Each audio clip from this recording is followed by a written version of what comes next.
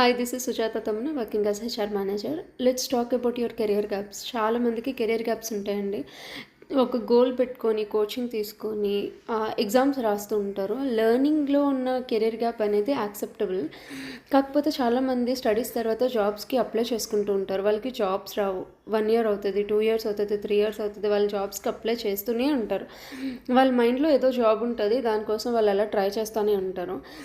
So okay, మీరు ఒక జాబ్ని గోల్లో పెట్టుకొని దాన్ని క్రాక్ చేయాలనుకోవడం ఓకే. బట్ ఎప్పుడైతే అది 6 months దాటుతుందో మీరు ఆ జాబ్స్కి ట్రై చేస్తూనే దానికి సంబంధించిన కోర్స్ అయినా నేర్చుకోవడం, లెర్నింగ్ వీడియోస్ చూడడం, లేదంటే మీ స్కిల్ అప్ చేసుకోవడం ద్వారా మీకు కెరియర్ గ్యాప్ ఉన్నా మీ లెర్నింగ్ ఎప్పుడైతే ఆ గ్యాప్లో ఉంటుందో అది ఫుల్ఫిల్ అవుతుంది. మీరు 2 years గ్యాప్ ఎందుకు వచ్చిందంటే వీఆర్ ఇంటూ సంథింగ్ అని మీరు చెప్పొచ్చు. మేము ఇది నేర్చుకున్నాం, లేకపోతే దీనికి ప్రిపేర్ అయ్యాం, మీరు చదివిన మీరున్న స్ట్రీమ్లోనే స్కిల్ అప్ చేసుకున్నాం అని చెప్పినప్పుడు మీకు అది యాడ్ ఆన్ పాయింట్ అవుతుంది. అలా కాకుండా 6 months అయినా, 1 year అయినా, 2 years అయినా జాబ్స్ కోసం ట్రై చేస్తూ జాబ్ రాలేదు అని మీ ఇంటర్వ్యూలో చెప్పినప్పుడు అది మీకు చాలా పెద్ద మైనస్ అవుతుంది. Hope this information will be helpful. Thank you.